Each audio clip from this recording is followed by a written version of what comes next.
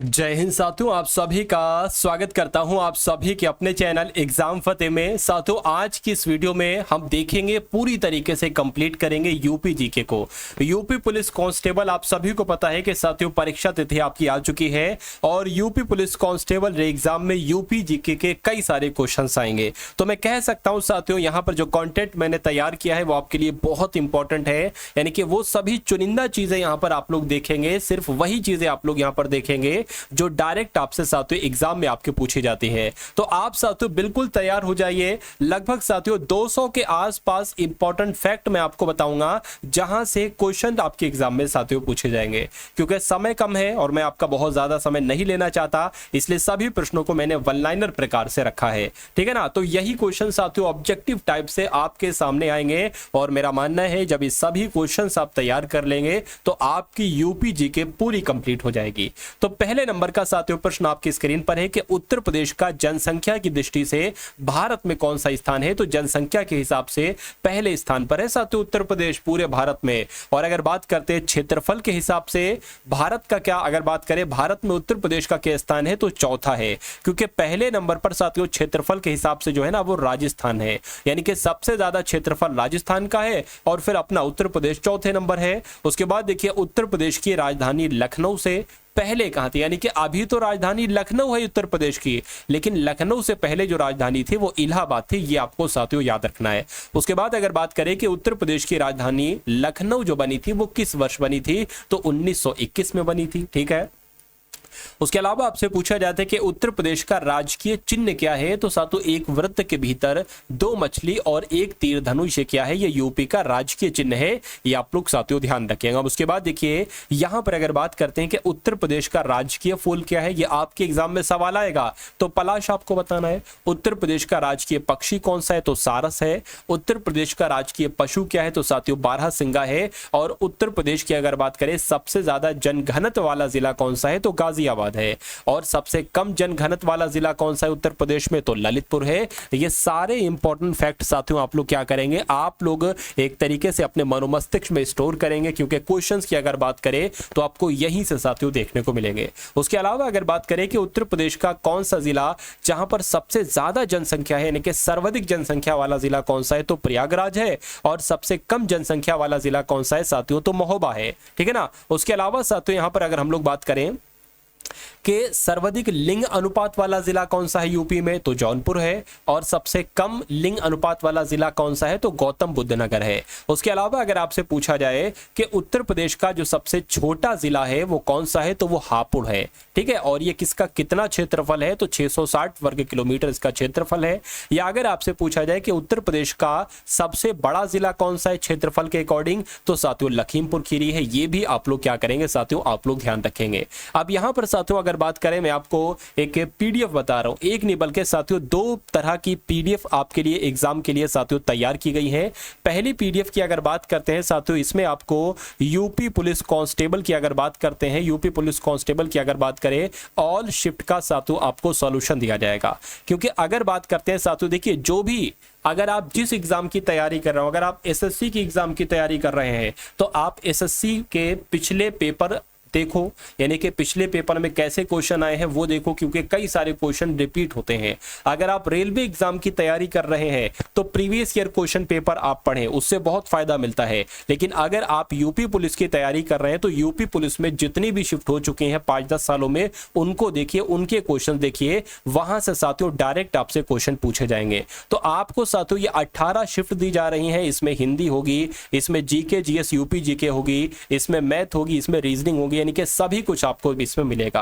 और हिंदी की अगर बात करें, हिंदी का क्वेश्चन होगा, उसके नीचे उसका उत्तर लिखा होगा और उससे संबंधित जो क्वेश्चंस बनेंगे वो आपके लिए इंपॉर्टेंट है और वहां से आपके एग्जाम में क्वेश्चन आएंगे। उसके अलावा साथियों 10 प्रैक्टिस सेट की आपको पीडीएफ दी जा रही है, यानी कि जैसे आपका पेपर आएगा वैसे 10 प्रैक्टिस सेट आपको दिए जा रहे हैं साथियों सिर्फ 20 रुपए में। और ये जो 18 शिफ्ट वाली है ये साथियों 25 रुपए में आपको दी जा रही है, यानी कि सिर्फ 45 रुपए में ये दोनों पीडीएफ आप साथियों प्राप्त कर सकते हैं। कैसे ये प्राप्त कर सकते हैं, डिस्क्रिप्शन में पीडीएफ प्राप्त करने का लिंक है, वहां पर क्लिक करेंगे तो आप हमारे व्हाट्सएप तक पहुंच जाएंगे। वहां पर आपको एक बारकोड और फोन पे नंबर दिया जाएगा। 45 रुपए का पेमेंट करके बताएंगे भाई पेमेंट हो गया है और स्क्रीनशॉट की अगर बात करें भेजेंगे तो ये दोनों पीडीएफ आप लोग साथियों को भेज दी जाएगी। उसके बाद देखिए अगर यहां पर बात करें कि सबसे अधिक पुरुष साक्षरता वाला जिला साथियों कौन सा है, तो गौतम बुद्ध नगर है। कौन सा भाई? गौतम बुद्ध नगर है। और सबसे कम पुरुष साक्षरता वाला जिला कौन सा है, तो साथियों श्रावस्ती है। चलिए उसके अलावा अगर बात करें कि उत्तर प्रदेश का सबसे बड़ा जिला कौन सा है जनसंख्या के हिसाब से, तो मैं आपको बता चुका हूं प्रयागराज है। अच्छा, उत्तर प्रदेश की साक्षरता प्रतिशत कितनी है, तो 67.7 है। और उत्तर प्रदेश की पुरुष साक्षरता प्रतिशत कितनी है, ठीक है ना। अभी यहां पर कुल महिलाएं भी थी, पुरुष भी थे, लेकिन अगर पुरुषों की बात करें तो 77.3% ये यूपी की पुरुष साक्षरता प्रतिशत है। उसके अलावा अगर बात करते हैं कि साक्षरता दर के मामले में उत्तर प्रदेश का क्या स्थान है, तो 28वां स्थान है साथ उत्तर प्रदेश का। उसके बाद अगर यहां पर हम लोग बात करें कि उत्तर प्रदेश में इत्र नगरी किसे कहा जाता है, तो कन्नौज को। उत्तर प्रदेश का प्रथम विश्वविद्यालय कौन सा है, तो इलाहाबाद विश्वविद्यालय उत्तर प्रदेश का प्रथम विश्वविद्यालय है। इसकी स्थापना 1887 में हुई थी। प्रथम संस्कृत महाविद्यालय की स्थापना कब हुई थी, 1791 में हुई थी। और बनारस में रेजिडेंट डेक्कन ने साथियों इसकी स्थापना की थी। उसके अलावा अगर आपसे पूछा जाए कि उत्तर प्रदेश के प्रथम विधानसभा अध्यक्ष कौन थे, तो पुरुषोत्तम दास टंडन थे साथियों, ये भी आप लोग ध्यान रखेंगे। उसके अलावा अगर बात करते हैं कि उत्तर प्रदेश में थारू जनजाति मुख्य रूप से किस क्षेत्र में निवास करती है, तो यह साथियों तराई क्षेत्र में है। उसके अलावा अगर बात करें कि राज्य में कर्मा नृत्य की अगर बात करें किस जनजाति द्वारा किया जाता है, तो कर्मा नृत्य साथियों खरवार जनजाति के द्वारा किया जाता है। उसके अलावा साथियों आपके एग्जाम में पूछा जाता है कि उत्तर प्रदेश में लोकसभा की कितनी सीटें हैं, तो डायरेक्ट आपको बता देना है 80 सीटें हैं। या अगर आपसे पूछा जाए कि उत्तर प्रदेश के लिए राज्यसभा में कितने सदस्य या सीटें हैं, तो 31 हैं। देखिए ये पॉइंट वो हैं, ये वो फैक्ट है साथियों जो डायरेक्ट आपसे एग्जाम में यूपी पुलिस के एग्जाम में पूछे जाते हैं। तो कुल मिला के साथियों पेपर कहां से बनेगा, कहां से यूपी जीके के क्वेश्चंस आएंगे, किन टॉपिक से क्वेश्चंस एग्जामिनर उठाएंगे, सब कुछ आपका साथियों तय है, सब कुछ आपका पता है। तो विधानसभा की सीटों की अगर बात करें 404 है, ठीक है ना। उसके अलावा आपसे पूछा जाएगा कि उत्तर प्रदेश के किस जिले में बैगा जनजाति निवास करती है, तो डायरेक्ट आपको बताना है कि सोनभद्र में कौन सी जनजाति निवास करती है, बैगा जनजाति साथियों निवास करती है, ये आप लोग ध्यान रखेंगे। उसके अलावा अगर बात करते हैं कि उत्तर प्रदेश पंचायत राज संशोधन अधिनियम ये कब पारित किया गया, तो 1994 में पारित किया गया, ठीक है ना। उसके अलावा अगर बात करें कि उत्तर प्रदेश का जो विधान मंडल है ये कैसा है, तो ये द्विसदनात्मक है, यानी कि विधानसभा भी है इसमें और विधान परिषद भी है। उसके बाद अगर बात करें कि उत्तर प्रदेश में विधान मंडल का प्रथम जो गठन किया गया था, यानी कि विधान मंडल का गठन कब किया गया था, तो जुलाई 1937 में किया गया था साथियों, ये आपको मालूम होना चाहिए। उसके अलावा अगर आपसे पूछे कि उत्तर प्रदेश के किस जिले में बैगा जनजाति निवास करती है, तो अभी मैंने आपको बताया सोनभद्र। उत्तर प्रदेश पंचायत राज संशोधन अधिनियम कब पारित किया गया साथियों, 1994 बता चुका हूं, ये भी बता चुका हूं साथियों, ठीक है ना। और उसके अलावा ये भी बता चुका हूं, इसको आप लोग देखिए, किसको, कि उत्तर प्रदेश मुख्यमंत्री की नियुक्ति कौन करते हैं, यानी कि यूपी के मुख्यमंत्री की नियुक्ति कौन करते हैं, तो यूपी के राज्यपाल करते हैं। उसके बाद देखिए उत्तर प्रदेश में विधानसभा को भंग करने का अधिकार किसे है साथियों, तो राज्यपाल को है। और उत्तर प्रदेश की जलवायु कैसी, ये बहुत आपसे पूछा जाता है, तो उष्ण कटिबंधीय मानसूनी ये उत्तर प्रदेश की जलवायु है, ये आपको साथियों मालूम होना चाहिए। क्वेश्चन में दिक्कत है इसलिए स्किप कर दिया। अगर बात करें सबसे अधिक राज्यों को स्पर्श करने वाला जिला कौन सा है यूपी का, तो सोनभद्र है। सोनभद्र सबसे ज्यादा राज्यों को साथियों टच करता है, लगभग 4 राज्यों से ये लगा हुआ है। उसके बाद देखिए कानपुर किसके लिए जाना जाता है, तो ये चमड़े उद्योग के लिए जाना जाता है। और चीनी उद्योग सबसे पहले सबसे अधिक किस राज्य में विकसित है साथियों, तो चीनी की अगर बात करते हैं, चीनी के मामले में साथियों सबसे पहले नंबर पर अपना उत्तर प्रदेश ही है। कौन सा, अपना उत्तर प्रदेश है। उसके बाद अगर बात करें साथियों बहुत इंपॉर्टेंट फैक्ट है कि तीर्थ राजों का शहर किसे कहा जाता है, तीर्थराज का शहर के नाम से वाराणसी जाना जाता है। कौन जाना जाता है साथियों, वाराणसी जाना जाता है। ये आप सभी लोगों को यहाँ पर क्या होना चाहिए, मालूम होना चाहिए भाई। बहुत बढ़िया, वेरी गुड क्लास। अब अगर बात करें साथियों उसके बाद कि उत्तर प्रदेश का कौन सा शहर कालीन नगरी के नाम से जाना जाता है साथियों, तो भदोही जाना जाता है। ये आप लोग ध्यान रखेंगे, कौन साथियों, भदोही जाना जाता है। उसके बाद देखिए राज्य में आंवले का सबसे ज्यादा उत्पादन जो किया जाता है वो उत्तर प्रदेश के प्रतापगढ़ में किया जाता है। चलिए, यानी कि आंवले का सबसे ज्यादा उत्पादन साथियों कहां पर किया जाता है, उत्तर प्रदेश के प्रतापगढ़ में किया जाता है। उसके बाद देखिए उत्तर प्रदेश के किस शहर में परमाणु ऊर्जा केंद्र स्थापित किया गया है, तो साथियों यूपी के बुलंदशहर में किया गया। कहां पर किया गया है, यूपी के बुलंदशहर में किया गया है, ये आप लोग ध्यान रखेंगे। और उत्तर प्रदेश के मैदानी क्षेत्रों में न्यूनतम वर्षा किस जिले में होती है? तो उत्तर प्रदेश में सबसे कम वर्षा जो है वो मथुरा में होती है और सबसे अधिक वर्षा गोरखपुर में होती है। देखिए अधिक वर्षा किस जिले में होती है? तो गोरखपुर में होती है, ठीक है ना। तो ये बहुत इंपॉर्टेंट पॉइंट है एक तरीके से। उत्तर प्रदेश के किस क्षेत्र में लठमार होली मनाए जाने की परंपरा है? तो लठमार होली तो साथियों बरसाना में मनाई जाती है। उसके अलावा देखिए साथियों के वायु अपर्दन के कारण उत्तर प्रदेश का कौन सा जिला सबसे ज्यादा प्रभावित है? तो मथुरा साथियों सबसे ज्यादा प्रभावित है। उसके बाद यहां पर अगर बात करते हैं कि उत्तर प्रदेश में आयुर्वेद महोत्सव किस जिले में मनाया जाता है? तो ये कहां पर मनाया जाता है साथियों? झांसी में मनाया जाता है, ठीक है। उसके अलावा केंद्रीय उपोष्ण बागवानी संस्थान ये कहां पर है? तो ये लखनऊ में है साथियों। जो केंद्रीय उपोष्ण बागवानी संस्थान है ना, ये लखनऊ में है। और उत्तर प्रदेश का प्रथम दिव्यांग विश्वविद्यालय कहां पर स्थापित किया गया है साथियों? तो चित्रकूट में स्थापित किया गया है। उसके अलावा संतरे की पैदावार में उत्तर प्रदेश का कौन सा जिला विख्यात है? तो साथियों सहारनपुर है। यानी कि सबसे ज्यादा संतरे का जो पैदावार की जाती है वो सहारनपुर में की जाती है। उसके बाद देखिए हरदुआगंज ताप विद्युत गृह ये कहां पर स्थित है? तो ये साथियों अलीगढ़ में स्थित है। उसके बाद यहां से अगला क्वेश्चन शुरू हुआ है कि 1925 में भारतीय राष्ट्रीय कांग्रेस का जो अधिवेशन हुआ है साथियों वो उत्तर प्रदेश के कौन से जिले में हुआ है? तो यूपी के कानपुर में हुआ है। ये आपको मालूम होना चाहिए। उसके अलावा यमुना एक्सप्रेसवे ये किन दो नगरों के बीच है? तो ये आगरा और नोएडा के बीच है। ये आप लोग साथियों ध्यान रखेंगे, ठीक है ना। उसके बाद देखिए मथुरा किस महाजनपद की राजधानी थी? तो मथुरा की अगर बात करें तो साथियों ये शूरसेन महाजनपद की राजधानी थी। ये आपको मालूम होना चाहिए। यानी कि आंसर आपका जो जाना चाहिए वो ऑप्शन नंबर किसके साथ? ऑप्शन तो है नहीं यहाँ, शूरसेन महाजनपद की राजधानी थी साथियों मथुरा। उसके बाद अगर बात करते हैं कि बिरहा, रसिया, आल्हा ये लोकगीत हैं, तो इन लोकगीतों की परंपरा किस प्रदेश में पाई जाती है? तो साथियों अपने उत्तर प्रदेश में पाई जाती है। ये आप लोग साथियों ध्यान रखेंगे, ठीक है ना। उसके अलावा अगर बात करते हैं कि बागों का शहर साथियों किसको कहा जाता है, मुझे बताइए। तो अगर बात करते हैं कि बागों का शहर किसे कहा जाता है साथियों, तो लखनऊ को कहा जाता है, ठीक है। और उत्तर प्रदेश का कौन सा जिला अवनालिका अपर्दन से अधिक प्रभावित है? तो अवनालिका अपर्दन से अधिक प्रभावित कौन सा है साथियों? आप लोग ध्यान रखेंगे इटावा है। उसके बाद साथियों यहाँ पर अगर बात करते हैं कि देश की कुल कृषि योग्य भूमि की कितने प्रतिशत भाग उत्तर प्रदेश में स्थित है? यानी कि मान लीजिए अगर उत्तर प्रदेश के पास 100% भूमि है तो 20% भूमि जो है ना साथियों, या अगर बात करें साथियों कृषि योग्य भूमि है। ये आप लोग ध्यान रखेंगे, एग्जाम में सवाल ये साथियों आपसे पूछा जाएगा। चलिए अब उसके बाद साथियों यहाँ पर अगर हम लोग बात करते हैं कि चौधरी चरण सिंह स्टेडियम ये उत्तर प्रदेश के किस जिले में स्थित है? तो चौधरी चरण सिंह स्टेडियम साथियों उत्तर प्रदेश के मुजफ्फरनगर में है। ये कहां पर है साथियों? ये मुजफ्फरनगर में है। ये बात आप सभी लोगों को यहां पर याद रखनी है। चलिए उसके बाद साथियों यहां पर अगर हम लोग बात करते हैं अगले नंबर के इंपॉर्टेंट फैक्ट की, तो चुनार किस उद्योग के लिए साथियों जाना जाता है? तो चुनार की जब हम बात करते हैं तो ये सीमेंट उद्योग के लिए जाना जाता है। किस उद्योग के लिए? सीमेंट उद्योग के लिए। और चंद्रशेखर आजाद की जब हम बात करते हैं तो साथियों इनकी मुठभेड़ हुई थी और मुठभेड़ में साथियों ये चंद्रशेखर आजाद शहीद हो गए थे।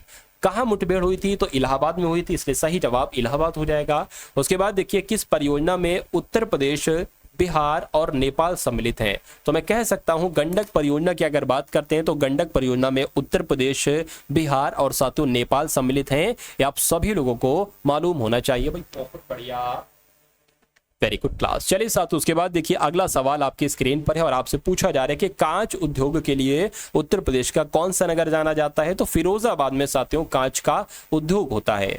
उत्तर प्रदेश राज्य खेलकूद परिषद का गठन कब किया गया? तो 1955-56 में उत्तर प्रदेश राज्य खेलकूद परिषद का गठन किया गया। आप लोग ध्यान रखेंगे। और उत्तर प्रदेश में जो अयोध्या नगर है ना, ये किस नदी के किनारे पर है? ये सवाल बहुत आपसे पूछा जाता है कि भैया अयोध्या नगर जो है वो किस नदी के किनारे पर बसा है? तो साथियों सरयू नदी के किनारे पर बसा हुआ है। उसके अलावा अगर आपसे पूछा जाए कि उत्तर प्रदेश में सबसे ज्यादा वर्षा वाला क्षेत्र कौन सा है, ठीक है, तो तराई क्षेत्र है। उत्तर प्रदेश में सर्वप्रथम किस वन्यजीव विहार की स्थापना की गई थी? तो साथियों चंद्रप्रभा वन्यजीव विहार की स्थापना की गई थी। ये आप लोग साथियों ध्यान रखेंगे, ठीक है ना। उसके बाद साथियों यहां पर अगर हम लोग बात करते हैं कि उत्तर प्रदेश में सर्वप्रथम किस पक्षी विहार की स्थापना की गई? तो साथियों आप लोग ध्यान रखेंगे नवाबगंज पक्षी विहार की स्थापना की गई। उसके बाद देखिए उत्तर प्रदेश में सबसे बड़ा पक्षी विहार कहां पर है, तो कन्नौज में है।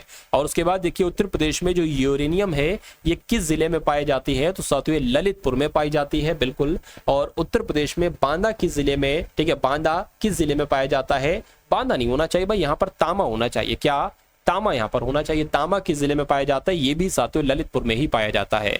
उसके बाद अगर यहाँ पर बात करते हैं कि उत्तर प्रदेश में सबसे पहले किस पक्षी विहार की स्थापना की गई, तो नवाबगंज पक्षी विहार की स्थापना की गई। ये क्वेश्चन तो देख चुके हैं साथियों, ये भी देख चुके हैं, ये भी देख चुके हैं, ठीक है ना। इसको देखिए साथियों कि उत्तर प्रदेश में सीमेंट किस जिले में पाया जाता है साथियों, तो सीमेंट की अगर बात करते हैं, सीमेंट का उत्पादन कहां पर होता है, सोनभद्र में होता है। उत्तर प्रदेश में आलू किस जिले में पाया जाता है, तो आगरा में भी पाया जाता है, फर्रुखाबाद में भी पाया जाता है और कन्नौज में भी पाया जाता है, यानी कि यहां पर सबसे ज्यादा आलू पाए जाते हैं। ये करके आपसे सवाल पूछा जाएगा। साथियों यहां पर अगर बात करें यूपी पुलिस कांस्टेबल की परीक्षा तिथि, तो आप सभी लोगों को साथियों मालूम पड़ चुकी होगी।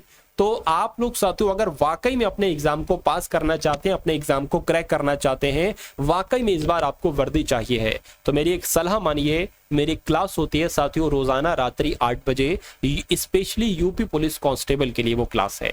अगर बात करते हैं साथियों जितने भी दिन बचे हैं, जब तक आपने वो क्लास ले ली, क्योंकि उसमें मैं साथियों शुरू से अंत तक आपको पढ़ाता हूं, बहुत लगभग 1.5 घंटे की वो क्लास होती है। और ये समझ लीजिए तैयारी आपकी बहुत फाड़ू हो जाती है उस क्लास से। उसमें सबसे पहले मैं आपके लिए हिंदी के 37 प्रश्न लेकर आता हूं, उसके बाद 38 क्वेश्चन साथियों सामान्य ज्ञान के, यूपी जीके के और करंट अफेयर के, और उसके अलावा साथियों रीजनिंग के क्वेश्चन एकदम टॉप लेवल के और मैथ के क्वेश्चन एकदम टॉप लेवल के। तो उस क्लास को साथियों आप लोग डेली किया कीजिए, और उसमें बहुत सारे बच्चे साथियों पढ़ते हैं और बहुत सारे बच्चे फायदा उठाते हैं।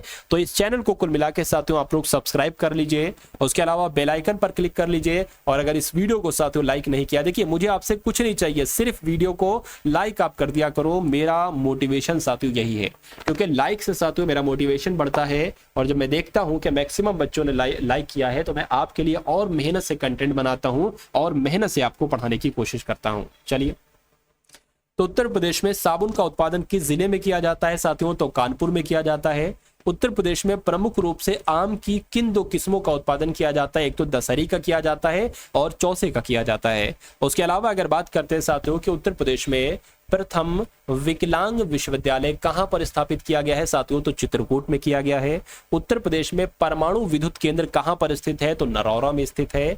उत्तर प्रदेश में जो दिया सलाई उद्योग है, क्या जो दिया सलाई उद्योग है, इसका प्रमुख केंद्र कौन सा है साथियों, तो बरेली है, ये आप लोग ध्यान रखेंगे। उसके अलावा उत्तर प्रदेश में जो जैन धर्म और जो बौद्ध धर्म है, इनका जो एक तरीके से तीर्थ है वो साथियों क्या है, वो कौशाम्बी, यानी कि कौशाम्बी जैन धर्म का भी एक प्रसिद्ध तीर्थ स्थल है और बौद्ध धर्म का भी है। तो ये सवाल साथियों आपसे कुल मिलाकर यहां पर पूछा जाता है भाई, बहुत बढ़िया, वेरी गुड क्लास। चलिए, उसके बाद अगर बात करें साथियों कि उत्तर प्रदेश में साथियों अगर बात करते हैं यहां पर किस जिले में, उत्तर प्रदेश में जिला योजना समितियों का गठन जो किया गया साथियों, वो कब किया गया, ये आपसे पूछा जा रहा है। तो 1999 में किया गया। कब किया गया साथियों, 1999 में किया गया। उसके बाद अगर बात करें उत्तर प्रदेश में केंद्रीय विश्वविद्यालयों की संख्या कितनी है, तो केंद्रीय विश्वविद्यालयों की संख्या कितनी है साथियों, 4 है, ठीक है ना। तो केंद्रीय विश्वविद्यालयों की साथियों संख्या कितनी है, 4 है, ये आप लोग ध्यान रखेंगे। उसके अलावा अगर बात करें कि उत्तर प्रदेश में किस स्थान पर रेशमी साड़ियां बनाई जाती हैं, तो अगर बात करते हैं रेशमी साड़ियां कहां पर बनाई जाती हैं साथियों, रेशमी साड़ियों की अगर बात करते हैं तो ये साथियों कहां पर, देखिए अगर बात करते हैं रेशमी साड़ियों की तो वाराणसी भी जाना जाता है और मेरठ भी जाना जाता है। उसके बाद अगर बात करते हैं कि उत्तर प्रदेश में किस स्थान पर दशहरी आम विश्व प्रसिद्ध है, तो अगर बात करते हैं साथियों लखनऊ का जो मलिहाबाद, यहां पर दशहरी आम साथियों विश्व प्रसिद्ध है, ये आपसे सवाल पूछा जा सकता है। उसके अलावा अगर बात करते हैं कि उत्तर प्रदेश में जो काबर और माण है, ये किस प्रकार की मृदाओं के स्थानीय नाम है, तो काली मिट्टी को कहा जाता है, काबर भी और माण भी। उसके बाद देखिए साथियों आपसे यहां पर पूछा जा रहा है कि उत्तर प्रदेश में दूसरी राजभाषा जो घोषित की गई उर्दू को, ये साथियों कब किया गया, ये आपको कुल मिला के बताना है। तो अगर बात करते हैं साथियों कि 1989 में क्या उत्तर प्रदेश में उर्दू को दूसरी राजभाषा घोषित किया गया, तो बिल्कुल सही साथियों, यही आपका बिल्कुल सही जवाब हो जाएगा। उसके बाद देखिए कि उत्तर प्रदेश को कुल कितने आर्थिक क्षेत्रों में बांटा गया है, तो साथियों 4 आर्थिक क्षेत्रों में बांटा गया है, ये आपको साथियों मालूम होना चाहिए और आपको याद रखना है। उसके बाद देखिए नेक्स्ट नंबर के क्वेश्चन है कि उत्तर प्रदेश के किस नव पाषाणिक पुरास्थल से धान की खेती के साक्ष्य मिले हैं। तो जो धान की खेती के साथियों साक्ष्य मिले हैं, ये अगर यहां पर साथियों हम लोग बात करें तो ये कोल्डी हवा से मिले हैं। ये कहां से मिले हैं साथियों? ये कोल्डी हवा से मिले हैं, ये आपको मालूम होना चाहिए। उसके अलावा अगर बात करते हैं साथियों कि उत्तर प्रदेश के किस नगर में रेल कोच फैक्ट्री है, ठीक है ना, रेल कोच फैक्ट्री कहां पर है साथियों? रायबरेली में है। उसके अलावा उत्तर प्रदेश के किस जिले में सबसे ज्यादा वर्षा होती है, बताइए।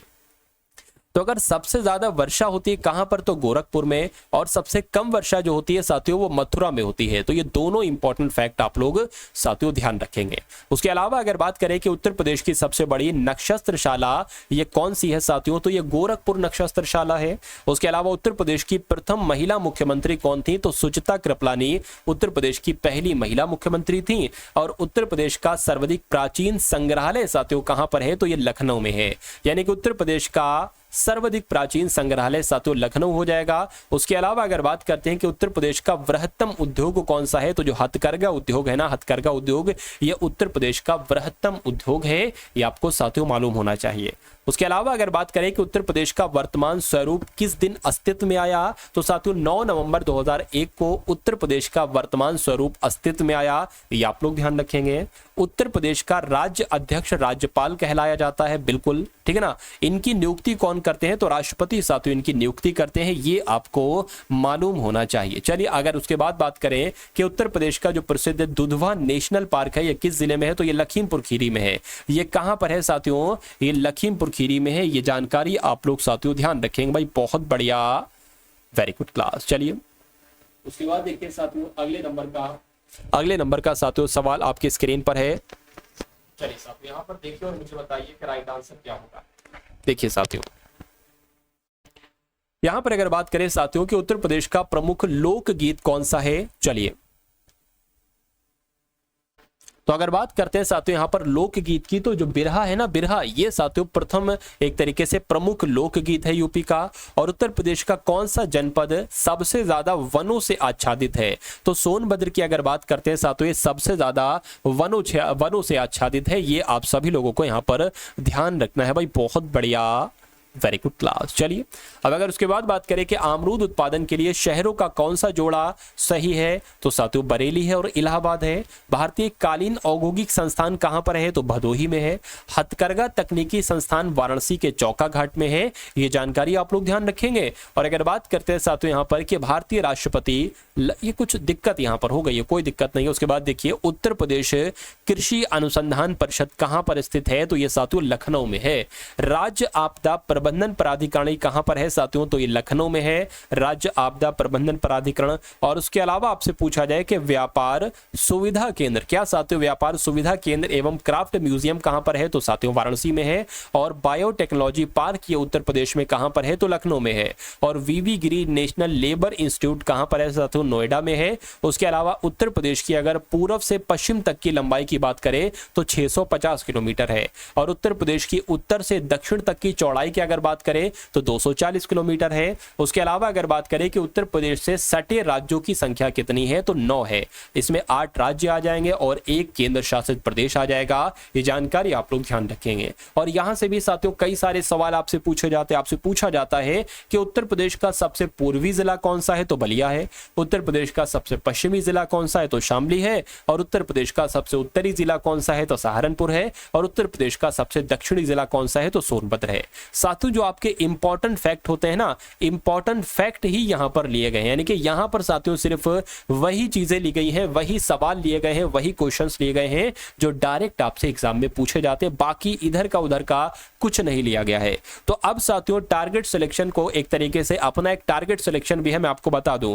टारगेट सिलेक्शन पर साथियों रोज रात्रि 8 बजे क्लास चलती है। इसमें साथियों चारों विषयों का निचोड़ आपको पढ़ाया जाता है। और अपना ये एग्जाम फतेह चैनल है, इसको भी साथियों आप लोग सब्सक्राइब कर लीजिए। तो कुल मिला के अब आपको दोनों चैनल पर साथियों जो पढ़ाया जाएगा वो बिल्कुल एग्जाम के पॉइंट ऑफ व्यू जैसा ही पढ़ाया जाएगा, ठीक है ना। तो अगर बात करते हैं साथियों आपको वाकई में वर्दी लेना है तो इस चैनल को सब्सक्राइब करके बेल आइकन पर क्लिक कर दीजिए, ठीक है ना। तो कुल मिला के सुगंध एवं सुरस विकास केंद्र कहां पर है साथियों, ये कन्नौज में है। ठीक है, उत्तर प्रदेश वस्त्र प्रौद्योगिकी संस्थान कहां पर है, तो कानपुर में है। और उत्तर प्रदेश लघु उद्योग निगम लिमिटेड कहां पर है, कानपुर में है। और उत्तर प्रदेश निर्यात निगम लिमिटेड कहां पर है, तो लखनऊ में है। और राज्य चर्म विकास एवं विपणन निगम लिमिटेड कहां पर है, तो ये साथियों आगरा में है। उसके अलावा उत्तर प्रदेश में सर्वाधिक कोयला प्राप्त किया जाता है, तो सोनभद्र में साथियों प्राप्त किया जाता है। अगर बात करते हैं कि उत्तर प्रदेश में तांबा प्राप्त होता है, तो ललितपुर के सोनराई क्षेत्र में। उसके बाद देखिए 2001 से 11 के दौरान जो औसत दशकीय वृद्धि थी वो 20.2% थी।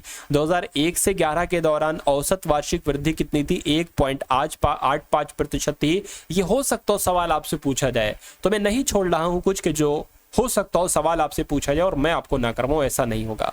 2001 से 11 के दौरान दशकीय वृद्धि में गिरावट कितनी आई, 5.62% आई। और उसके बाद अगर बात करें 2001-11 के दौरान पुरुषों और महिलाओं में वृद्धि दर जो हुई, तो पुरुषों में वृद्धि दर हुई 19.31% और महिलाओं में 21.23%। उसके बाद अगर बात करते हैं कि सबसे ज्यादा अनुसूचित जनजाति जनसंख्या वाला जिला कौन सा है, तो सोनभद्र है। और सबसे कम अनुसूचित जनजाति वाला जिला जनसंख्या वाला जिला कौन सा है, तो साथियों बागपत है। और उत्तर प्रदेश में अनुसूचित जनजाति से रहित जिले कौन से हैं, यानी कि जहां पर अनुसूचित जनजाति नहीं रहती है, तो वो अयोध्या है और साथियों जालौन है। चलिए जालौन है।